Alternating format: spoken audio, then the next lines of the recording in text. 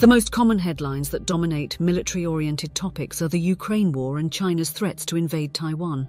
The strategic arms race often goes unnoticed behind the headlines. The Chinese are on a mission to greatly increase the number of nuclear missile silos in their western regions and increase their strategic nuclear capability. The Chinese had 200 nuclear weapons in 2019 and are on track to have more than 1,000 nuclear weapons by 2030. Russia is also in the process of not necessarily increasing its world-leading number of warheads, about 4,400, but modernizing its Soviet-era delivery systems and adding new capabilities in an attempt to defeat anti-ballistic missile systems. The less-known aspect of arms modernization is that the United States is updating all aspects of its nuclear triad at the same time.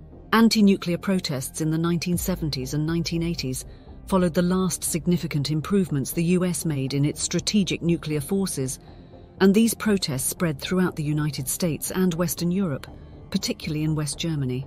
The Japanese anti-nuclear weapons stance, which has largely garnered popular support throughout Japan since 1945, is also worth noting. Popular protests, difficult for politicians on both sides of the Atlantic to ignore, dogged US nuclear policy, both weapons and energy, and created some level of restraint on nuclear policy and rhetoric. It can also be asserted that the nuclear protests of this era paved the way for nuclear arms limitation and reduction treaties. Several anti-communist hawkish supporters of the nuclear buildup legitimately questioned the organization of the anti-nuclear protests, given that the Soviet bloc also backed the Western protests. Nearly 50 years later, the nuclear modernization efforts of the US rarely make below-the-fold headlines in today's media, much less attract anti-nuclear protesters. One possible reason is that protesting a nuclear modernization program would be seen as a tacit nod to being soft on Russia, which is the villain du jour in most NATO countries. Protesting a policy that could be viewed as detrimental to Russia is often framed as wanting to be soft on Russia, which is verboten to much of the intellectual and political elite. Despite what one thinks of Russia and the role it and the West played leading up to and in the Ukraine war, the US strategic nuclear arsenal is old. Outside of the venerable B-52 Stratofortress, which has its development roots dating back to 1946 and first flight in 1952, most of the other US strategic weapons have development histories dating before the Carter administration, 1977 to 1981, and this includes the B-2 Spirit stealth bomber.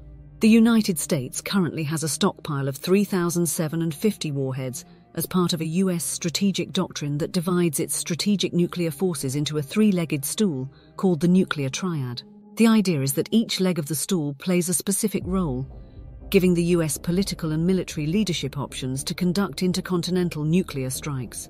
The first leg of the nuclear triad is the land-based part, which consists of intercontinental ballistic missiles, ICBMs, and is considered the most likely first strike or launch-on-warning response to an incoming nuclear attack.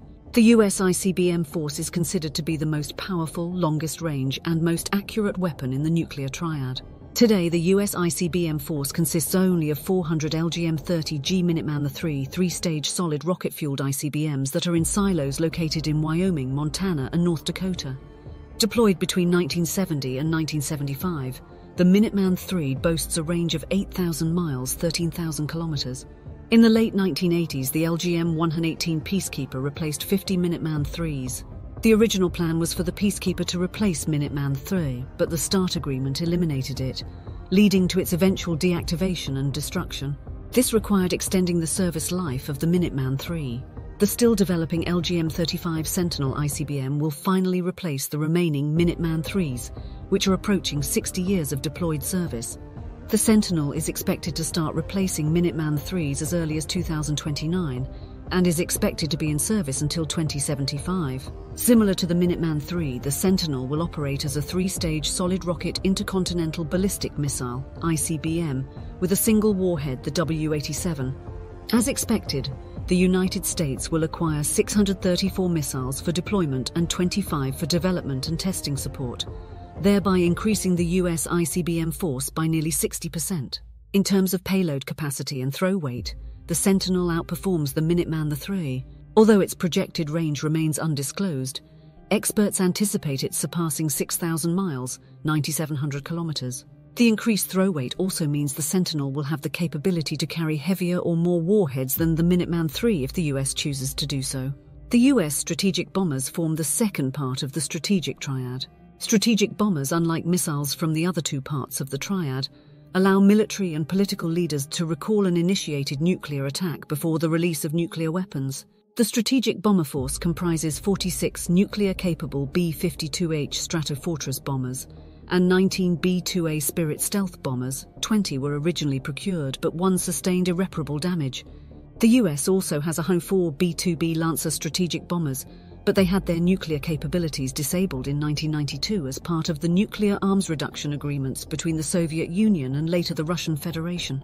By the time they retire, the United States expects the B-52H to continue flying into the 2040s, ensuring 90 years of active service in the US arsenal.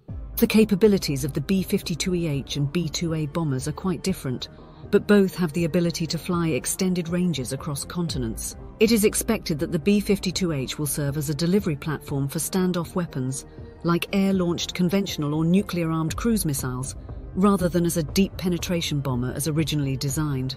On the other hand, we expect the B-2A to employ a blend of stealth design and advanced sensor capabilities, enabling it to evade radar detection and penetrate deep into potential enemy territory, thereby delivering precision strikes, including nuclear weapons. Its radar-avoiding qualities also mean that the B-2 Spirit is a viable first-strike weapon. The B-21 Raider, a replacement bomber that will eventually replace the B-52EH, B-1B and B-2A, is already in advanced development by the Defense Department. Like the B-2A, the B-21 is a stealth bomber and has a flying wing design. Currently, there is one B-21 that has been built and is in advanced testing stages.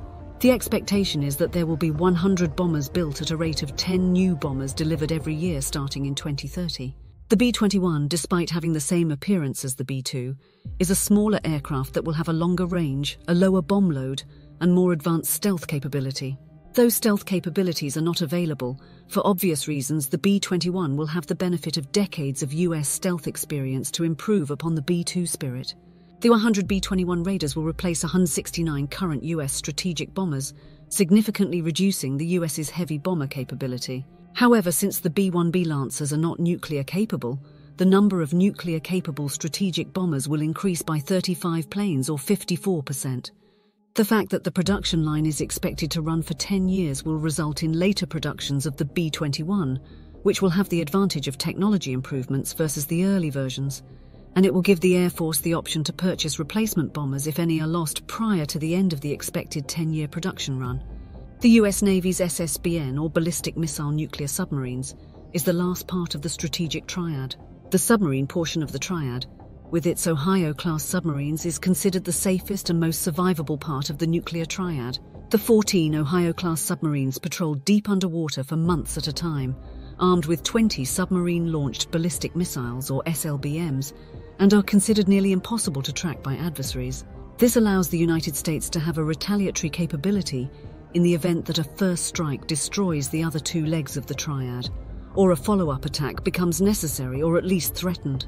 These submarines are currently carrying MERV-armed Trident II D5 missiles, which gives the Ohio-class submarines enough firepower to destroy multiple countries from their deep ocean patrol zones.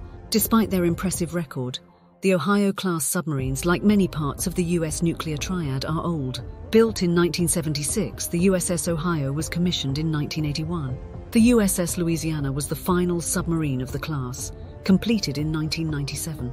The Columbia class will replace the Ohio class, with the construction of the USS District of Columbia already underway and expected completion in 2030.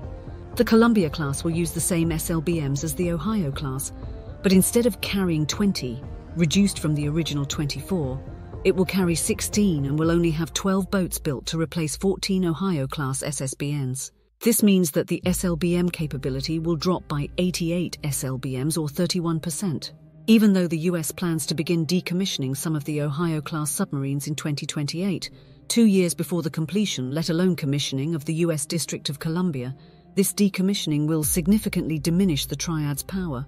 We expect the Columbia class to continue serving into the 2080s. The advantage of the Columbia class is the 42-year lifespan of the nuclear reactor, which means that the Columbia class, unlike the Ohio class, will not require midlife refueling of its nuclear reactor. This refueling typically takes 2 years to complete, increasing the Columbia class's availability and reducing the operating cost of the US SLBM fleet. The other advantage is that reducing the missile capacity will also reduce the Columbia-class's operating cost. Increasing the number of warheads carried by future versions of the Trident II missile could compensate for the loss of warheads. The entire aging US nuclear triad has designated replacements and is scheduled to be replaced, as most of the components have development histories that are over 50 years old, and in the case of the B-52, 1 year after the end of World War II. The end of the Cold War and the War on Terror did contribute to the United States' complacency in allowing its strategic forces to age well beyond their intended lifetimes. The main reason the US nuclear strategic force is still a credible deterrent is the significant investment that the US has dedicated to maintaining and upgrading its old components of the triad, but it has reached the point that there are few significant modernization options available before readiness starts to decline, and with it, US nuclear deterrence. The 2030s are going to be a busy time for new weapons with their incremental strategic nuclear upgrades, just as experienced in the 1980s, but this time with few to no expected protests. Upgrades are necessary, yet the world's transformation over the past 50 years makes a substantial nuclear force upgrade seem insignificant today when compared to the 1980s. It also means that along with the Chinese and Russian modernizations, that mutually assured destruction will continue in the world zeitgeist.